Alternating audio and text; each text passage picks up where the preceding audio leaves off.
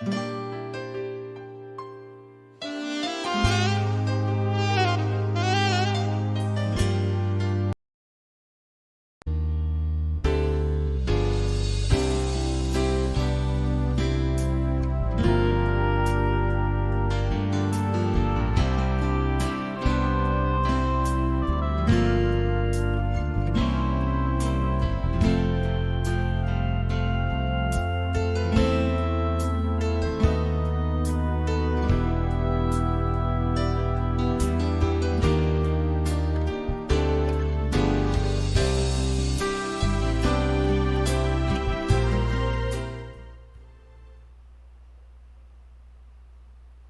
la gracia de nuestro buen Dios y del Señor Jesucristo sea con cada uno de nosotros en esta ocasión en que tenemos la oportunidad de compartir la palabra de Dios. En esta ocasión, los dos versículos que voy a emplear de inicio están relacionados con la destrucción de Sodoma y Gomorra. Fue algo previo, ¿verdad?, al anuncio que Dios dio con respecto al juicio que, por cierto, cayó sobre estas ciudades llenas de pecado, pero sobre todo y especialmente los dos versículos nos citan algo importante en cuanto a comparecencias de Abraham delante de Dios y las ausencias de él mismo, de Abraham, de estar con Dios. O sea, que hay expresiones en las Sagradas Escrituras, tales como acercarse a Dios o alejarse de Dios, dejar a Dios y volverse a Dios. Los antiguos cristianos, los antiguos creyentes, sobre todo el Antiguo Testamento, no tenían, como nosotros diría, el conocimiento acerca de la omnipresencia divina, de la omnipresencia de Dios. Y bueno, supondrían que si Dios estaba en un determinado lugar, no podía estar en otro. Pero bueno, esto nos lleva a pensar en el tema de hoy. El tema de hoy es nuestra doble realidad. Bien, y el primer versículo está en Génesis 18:33, que leyendo en el nombre del Padre, del Hijo y del Espíritu Santo, dice así: Y Jehová se fue luego que acabó de hablar a Abraham, y Abraham volvió a su lugar. Recordemos que Abraham estuvo intercediendo a favor de Sodoma y Gomorra, porque su sobrino Lot habitaba en esos lugares. Así que Abraham tenía en mente a su sobrino, y por eso empezó a interceder, y llegó a la cuenta de 10 nada más, de 10 justos que probablemente habría allí, pero hasta ahí se quedaron las cosas. Ya fue Dios el que tomó, por así decirlo, la decisión de irse a su lugar. Pero luego, en el capítulo 19, versículo 27, encontramos otra situación. En el primero, Dios se fue y Abraham se volvió a su lugar. En este versículo 19-27 nos dice: y subió Abraham por la mañana al lugar donde había estado delante de Jehová. Sí, ahí está esta situación. El estar en la presencia de Dios, en la comunión con Dios, el estar siendo bendecido, ¿verdad?, alentado, fortalecido, motivado en el Señor, y en algún otro momento, ¿verdad?, vivir otro tipo de experiencias cuando por necesidad tenemos que enfrentarnos a las condiciones propias de esta vida. Bien, entonces en los pasajes leídos da la impresión que Abraham salía de estar con Dios. y que volvía a estar con él. Solo hasta que regresaba, ¿verdad? Como aquí lo vemos, al lugar de encuentro. Las dos cosas eran parte de su propia experiencia, por supuesto. Hasta el día de hoy es necesario enfatizar eso. Tanto las cosas espirituales, todas las experiencias que podemos tener y tenemos con el Señor en nuestro caminar con Él, en nuestra vida de servicio, de adoración, de exaltación hacia su nombre, y los momentos o tiempos que debemos dedicar a otro tipo de actividades, diríamos seculares o domésticas. En todo momento, lo cierto es, en todo tiempo, ¿sí? Ambas situaciones, sí, el ocuparnos de las cosas espirituales como el ocuparnos de asuntos seculares en esta vida son parte de nosotros mismos. Es algo inseparable que nosotros podemos notar y advertir. Así que el cristiano se mueve en dos planos diferentes, diría. Sí. Bueno, el plano espiritual y sobrenatural y el plano natural. Cito de Lucas, un caso muy conocido allí en Lucas 10, capítulo 10, versículos 38 al 42, cuando en una de las ocasiones en que el Señor Jesús visitó el hogar de Lázaro, Marta y María.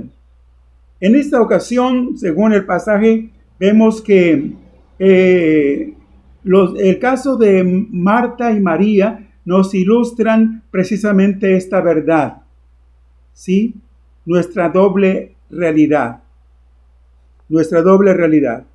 Y podemos notar aquí precisamente que mientras tanto y Marta estaba ocupada en los asuntos seculares, en los quehaceres, en las labores domésticas, María, por otro lado, estaba a los pies de Jesús, escuchándole con mucha atención, no queriendo dejar caer a tierra, por así decirlo, ninguna de las palabras del Señor Jesús.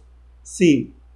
Así que ambas mujeres creyentes, Marta y María, son parte esencial de nuestra experiencia. Sí, de nuestra experiencia. Ya se dieron ahí algunas situaciones en particular en este caso, pero lo que cito es que Marta estaba ocupada en asuntos seculares, mientras María estaba atenta a los pies del Señor Jesús, escuchando su palabra. Bien, un día podemos sentir, por así decirlo, que estamos tocando el cielo, y en otro, saber que nuestros pies están sobre la tierra. Sí, qué cosas, pero este tema obedece a la necesidad que yo veo, que yo encuentro con respecto a que habría algunos hermanos, algunos creyentes que no han superado, no han resuelto esta situación o no han llegado a comprender, ¿verdad?, estas dos situaciones, ¿sí? Y ellos dirían, bueno, yo quisiera estar con el Señor todo el tiempo en comunión, ¿verdad? Es más, en una recámara, en un recinto aislado, completamente encerrado, donde yo no me separara jamás de con Dios, estar en comunión con Él y no ocuparme de otra cosa más que de estar con Dios.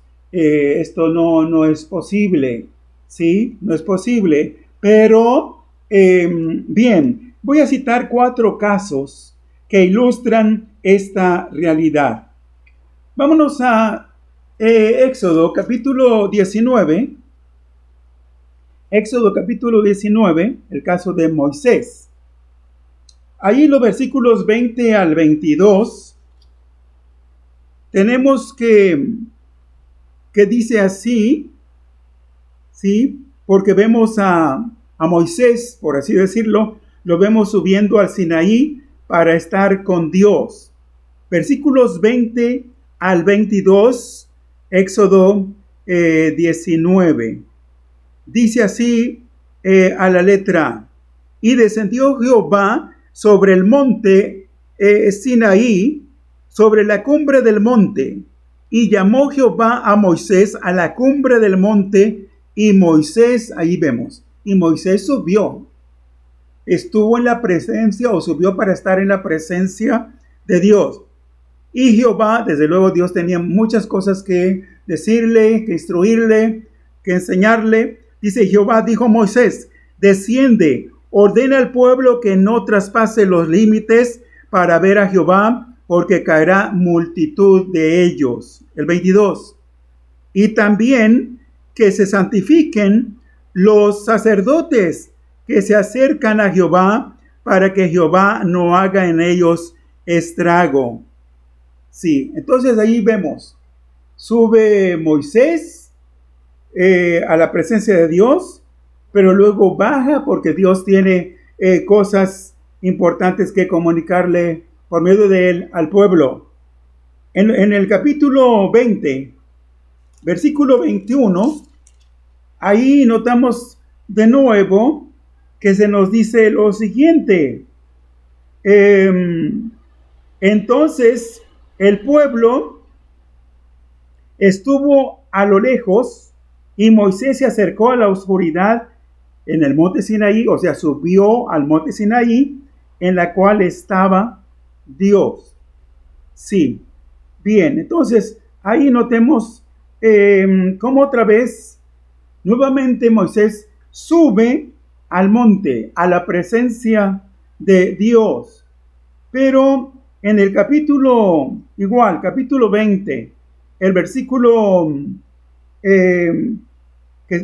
ya cité allí el 21, pero en el capítulo 32, poco más adelante, capítulo 32 de este mismo libro de Éxodo, tenemos que dice así la palabra de nuestro Dios. 32:7 dice así: entonces Jehová dijo a Moisés: anda, desciende. Es decir, Moisés estaba en la presencia de Dios. Anda, desciende, porque tu pueblo que sacaste de la tierra de Egipto se ha corrompido. Es lo que le dijo el Señor. Y notemos allí que de haber estado o estando con el Señor, Moisés tuvo que bajar, ¿verdad?, para atender una emergencia. El pueblo había fabricado, se había hecho un becerro de oro y estaban adorándolo. Sí, eso es. Un subir a la presencia de Dios, un descender por alguna situación, ¿verdad?, del monte o de estar con Dios. Y Moisés en esas dos situaciones, ¿verdad? Ahora en el 34:2 tenemos que dice allí así la palabra. 34:2 le dijo Dios a Moisés: prepárate pues para mañana, y sube de mañana al monte de Sinaí, y preséntate ante mí sobre la cumbre del monte. Eso es. Volvió Moisés a cumplir con su cita con Dios ahí en el monte Sinaí, pero luego encontramos, ¿verdad?, en el capítulo 34, versículo 29, que hay otra situación. Allí es cuando Moisés desciende del monte. Dice este versículo 34:29: y aconteció que descendiendo Moisés del monte Sinaí con las 2 tablas del testimonio en su mano, al descender del monte, no sabía Moisés que la piel de su rostro resplandecía después que hubo hablado o estado en la presencia de Dios. Sí, Moisés, después de estar un cierto tiempo, bajó para atender, ¿verdad?, al pueblo de Israel. Ahí está. Las dos situaciones. Una, el estar en la presencia de Dios. La otra, por así decirlo, dejar de estar en la presencia de Dios y atender a algunas otras cosas, ¿verdad? En el caso de Moisés, con el pueblo de Israel. Pero vámonos al caso de el profeta Elías. El profeta Elías. Allá vámonos al capítulo 18, versículos 19 y 20. ¿Sí? Había una situación que atender. El pueblo de Israel se había idolatrado, se había pervertido, adorando a Baal, y ya no le ofrecían culto a Dios. Sí, se habían desviado, mucho se habían desviado el pueblo de Israel de los caminos del Señor. Y hubo una convocatoria. Elías le dio instrucciones precisas al rey Acab para que convocara a los 400 profetas de Baal y también convocara al pueblo de Israel. Lo vemos en estos versículos. Primero de Reyes 18, primero el versículo 19. Envía, le dijo, pues ahora y congrégame a todo Israel en el monte Carmelo, es decir, en el monte, y los 450 profetas de Baal y los 400 profetas de Acera que comen de la mesa de Jezabel. El versículo 20. Entonces Acab convocó a todos los hijos de Israel y reunió a los profetas en el monte Carmelo.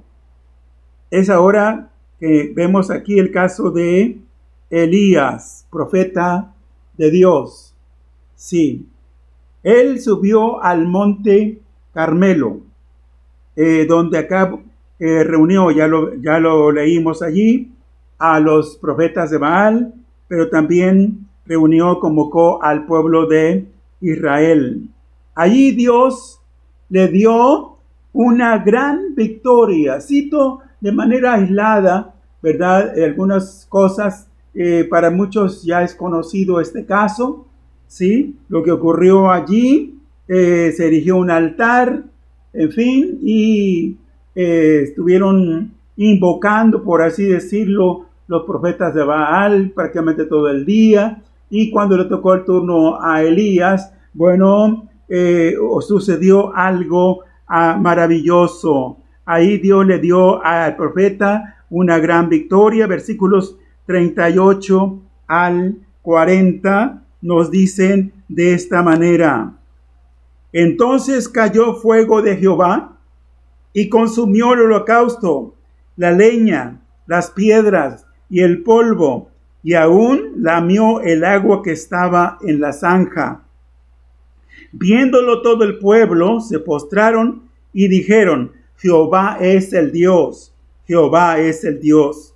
Entonces Elías les dijo: prended a los profetas de Baal para que no escape ninguno. Aquí en el versículo 40 hay una situación que lo más probable es que Elías bajó en esa persecución, ¿verdad?, contra los profetas de Baal, bajó del monte Carmelo, bajó al arroyo de Sison, ¿verdad?, para pues matar a estos profetas falsos de este Dios, ¿verdad?, falso también.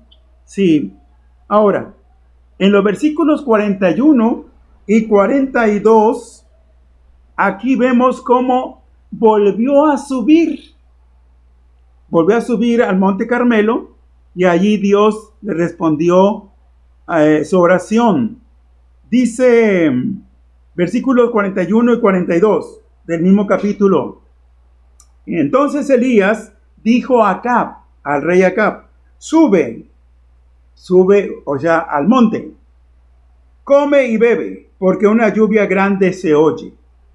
Acab subió a comer y a beber, y Elías subió a la cumbre del Carmelo. Y postrándose en tierra, puso su rostro entre las rodillas. Eso es lo que dice lo que dice en estos versículos. Y dijo a su criado, sube ahora y mira hacia el mar. Y él subió y miró y dijo, no hay nada. Y él le volvió a decir, vuelve 7 veces. Finalmente, la 7ª vez, ¿verdad? Ya apareció una nubecilla, sí, como del tamaño, ¿verdad? De la mano de un hombre. Y esto era evidencia, era señal de que la lluvia, después de una larga sequía, se aproximaba la lluvia. En el versículo 45 dice, y aconteció, estando en esto, que los cielos se oscurecieron con nubes y viento, y hubo una gran lluvia, y subiendo Acab, vino a Jezreel. Aquí nuevamente tenemos, ¿verdad? La comparecencia de Elías, subiendo al monte Carmelo, bajando del mismo, volviendo a subir, es decir, de estar en la presencia de Dios, a salir con la presencia de Dios, sí, bajó del monte, y por cierto, allí la situación se tornó un tanto difícil para el profeta. Bajó del monte, tuvo que vivir una situación de inseguridad y de temor, ¿verdad? Al saberse perseguido por Jezabel. Capítulo 19, versículos 1 al 4 nos narran lo siguiente. Acab dio a Jezabel la nueva de todo lo que Elías había hecho y de cómo había matado a espada a todos los profetas. Entonces envió Jezabel a Elías un mensajero, diciendo, así me hagan los dioses y aún me añadan, si mañana a estas horas yo no he puesto tu persona como la de uno de ellos. Le mandó a decir al profeta Elías. Viendo pues el peligro, se levantó Elías, se levantó y se fue para salvar su vida. Y vino a Beerseba, que está en Judá, y dejó allí a su criado. Y él se fue por el desierto un día de camino, y vino y se sentó debajo de un enebro, y deseando morirse, notemos, como antes se había enfrentado a los profetas de Baal de una forma valerosa, sí, decidida. Y ahora, ¿verdad? El panorama es totalmente diferente. Ya no estaba en el monte Carmelo. Se supone que pues había dejado, por así decirlo, de estar en la presencia literal, en la presencia del Señor. Sí, y ahora deseaba morirse. Dijo, basta ya, oh Jehová, quítame la vida, pues no soy mejor que mis padres. ¿Qué panorama? ¿Qué situación? Elías cayó, se dice, cayó en un estado agudo de depresión. Depresión. ¿Cómo es eso? En la cumbre del Monte Carmelo, las cosas fueron totalmente diferentes. Ahora, el contraste tan grande que advertimos allí. Sí, pero bueno, Dios no lo dejó en esa condición de postración, de depresión. No, Dios lo ayudó a salir adelante. Versículos 5 al 8 es lo que leemos. ¿Sí? Y echándose debajo del enebro, se quedó dormido. Y aquí, luego un ángel le tocó y le dijo, levántate, come. Entonces él miró y aquí a su cabecera una torta cocida sobre las ascuas y una vasija de agua, y comió y bebió y volvió a dormirse. Y volviendo el ángel de Jehová la segunda vez lo tocó diciendo, levántate y come, porque largo camino te resta. Se levantó pues, notemos, y comió y bebió, y fortalecido con aquella comida, caminó, notemos, caminó 40 días y 40 noches hasta Horeb, el monte de Dios. Así está escrito, caminó hasta Horeb, el monte de Dios. Ahí se rehizo Elías, sí, y emprendió el camino hacia otra cumbre, sí, hacia la presencia de Dios. Qué contrastes, ¿verdad? ¿Sí? Qué contrastes. Pero esto es, aunque cada uno de esos casos fueron reales o son reales, ¿sí? Nos sirven, ¿verdad? Para ilustrar esta verdad. Sí. ¿Por qué? Porque de acuerdo al tema tenemos nuestra doble realidad. Sí, nuestra doble realidad. Vámonos con el caso de Pedro, Jacobo y Juan. Sí, cuando fueron invitados por el Señor Jesucristo para ascender al monte de la transfiguración. Encontramos esto en el Evangelio de Marcos, ¿sí? Marcos, gloria a Dios, Marcos 9. Marcos capítulo 9. Ahí tenemos los versículos 2 al 8. Leo aquí para tener pues más que la idea de lo ocurrido, ¿verdad? Sí, ya se trata de otros personajes, Pedro, Jacobo y Juan, igual, subiendo con Jesús al monte de la transfiguración. 6 días después, Jesús tomó a Pedro, Jacobo y a Juan y los llevó aparte, solos, a un monte alto y se transfiguró delante de ellos. Y sus vestidos se volvieron resplandecientes, muy blancos como la nieve, tanto que ningún lavador en la tierra los puede hacer tan blancos. Y les apareció Elías con Moisés, que hablaban con Jesús. Entonces Pedro dijo a Jesús: Maestro, bueno es para nosotros que estemos aquí, y hagamos 3 enramadas, una para ti, otra para Moisés y otra para Elías. Es decir, tan impresionante, tan maravillosa y sorprendente era lo que estaban viendo allí con el Señor Jesús. Sí, que Pedro, hablando a nombre de los otros 2 discípulos, desearon quedarse. Qué estancia tan maravillosa. Él habría dicho, bueno, ya para qué descender de aquí, para qué irnos allá abajo. Sí, es otra situación allá, son otras cosas que atender o con las cuales lidiar, a las cuales enfrentar. Pues pudieran ser adversidades, problemas, pruebas, en fin. Quedémonos aquí, aquí estamos excelentemente bien en la presencia del Señor.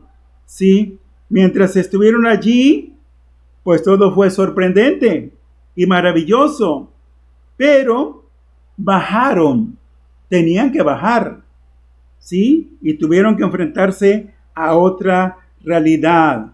Versículos 14, un poquito allí leyendo, versículos 14 en adelante, dice así la palabra del Señor. Cuando llegó a donde estaban los discípulos, los otros discípulos que se habían quedado, vio una gran multitud alrededor de ellos y escribas que disputaban con ellos. Y enseguida toda la gente, viéndole, se asombró y corrieron a él y le saludaron. Y dice, él les preguntó, ¿qué disputáis con ellos? Y respondiendo uno de la multitud, dijo, Maestro, traje a ti mi hijo que tiene un espíritu mudo, el cual donde quiera que le toma, le sacude y echa espumarajos y cruje los dientes y se va secando. Y dije a tus discípulos que lo echasen fuera y no pudieron. Allí ya era un panorama distinto. Ya no era como estar en el monte de la transfiguración. Ahora tenían que enfrentarse a otra realidad. Había una gran necesidad ahí. Un varón estaba poseído por un demonio y había necesidad de que éste fuera liberado. Sí. ¿Qué situaciones, verdad? Una cosa fue estar allá con Jesús en el monte de la transfiguración y otra cosa ya bajando. Sin embargo, ambas cosas fueron parte de su propia o de su misma experiencia. Sí. Por último, notamos el caso del apóstol Pablo. Vámonos a segunda carta a los Corintios, ¿sí? Capítulo 12. Segunda carta a los Corintios, capítulo 12. Dice aquí, versículos 1 al 4, tratándose ya ahora del apóstol Pablo. Dice aquí, ciertamente no me conviene, dice Pablo, no me conviene gloriarme, pero vendré a las visiones y a las revelaciones del Señor. Versículo 2. Conozco a un hombre en Cristo, decía él, que hace 14 años, si en el cuerpo, no lo sé, si fuera del cuerpo, no lo sé, Dios lo sabe, fue arrebatado hasta el tercer cielo. Y conozco al tal hombre, en el cuerpo o fuera del cuerpo, no lo sé, Dios lo sabe. Y aquí vemos esta situación, que fue arrebatado al paraíso, donde oyó palabras inefables que no le es dado al hombre expresar. Sí, al paraíso, fue transportado al paraíso de Dios. Sí. ¿Dónde está el paraíso? ¿De cuál paraíso habla aquí el apóstol? Habla del tercer cielo. Hasta allá lo transportó o hasta allá lo llevó el Señor. Ahí Pablo recibió revelación de misterios profundos. Sí, de cosas inefables. Sí, muy importantes que en algún otro momento él pues llegó a compartir, ¿verdad?, con los otros discípulos y con el pueblo gentil en especial. Sí, él se vio allá y mientras estuvo allá seguramente pues no sentía el aguijón, no había aguijones, ¿sí? Él estaba inundado de paz, de gozo inefable, de bendición, ¿sí? Qué delicia, ¿verdad? Estar en el paraíso de Dios, en el tercer cielo. Pero cuando él se recuperó, por así decirlo, ¿sí?, se vio nuevamente aquí en la tierra y en la vida práctica el panorama era completamente distinto. Quiero leer allí mismo 2 Corintios 12, pero del 6 en adelante, porque hay algo importante que ver allí, que considerar. Dice allí del versículo 6, sin embargo, dice Pablo, si quisiera gloriarme, no sería insensato, porque diría la verdad, pero lo dejo para que nadie piense de mí más de lo que en mí ve u oye de mí, y para que la grandeza de las revelaciones no me exaltase desmedidamente, me fue dado un aguijón en mi carne, un mensajero de Satanás que me abofetee para que no me enaltezca sobremanera. Respecto a lo cual, 3 veces he rogado al Señor que lo quite de mí. Y me ha dicho, bástate mi gracia, porque mi poder se perfecciona en la debilidad. Por tanto, dice él, de buena gana, me gloriaré más bien en mis debilidades, para que repose sobre mí el poder de Cristo.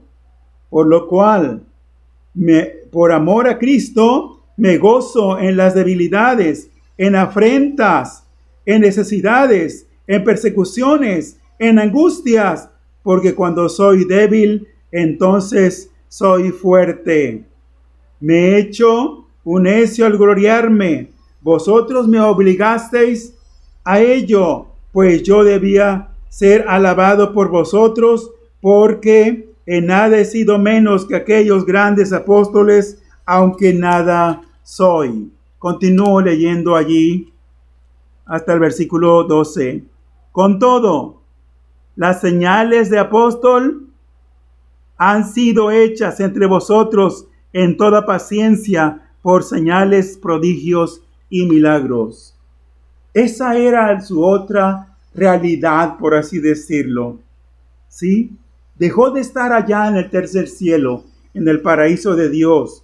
Pero ahora él físicamente, humanamente, se resentía, ¿verdad? Por la aflicción. Y aún más que la aflicción, completadas estas en grande debilidad, en necesidades, como dice aquí, en persecuciones, en angustias.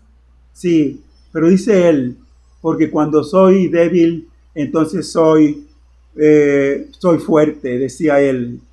Sí, qué contraste tan especial vemos, ¿verdad? Pero Pablo aprendió a gozarse aún en medio de la prueba. Las dos cosas, las dos situaciones, en los 4 casos citados hoy, caso de Moisés, aún el caso de Abraham, que fue con el que iniciamos, ¿verdad? El caso de Elías, el caso de los apóstoles, en fin, nos muestran cómo mientras estemos aquí en esta vida, en esta tierra, ¿sí? Muchas cosas van a ocurrirnos, muchas cosas, situaciones adversas y aún cosas favorables, deleitosas en el Señor, placenteras en cuanto a gozo, bendición de Dios, la presencia del Señor por medio de su Espíritu Santo, van a ser parte de nuestra vida. Sí. Y decía, el propósito del tema de hoy es para que algunos de nosotros, ¿verdad?, resolvamos esta situación y no digamos, bueno, hoy me siento lejos de Dios. Hay una ilustración, ¿verdad?, que, bueno, nos muestra o nos enseña esto. Por la mañana, se dice, por la mañana, muy temprano, una mujer cristiana se despertó muy jovial, muy contenta, muy alegre.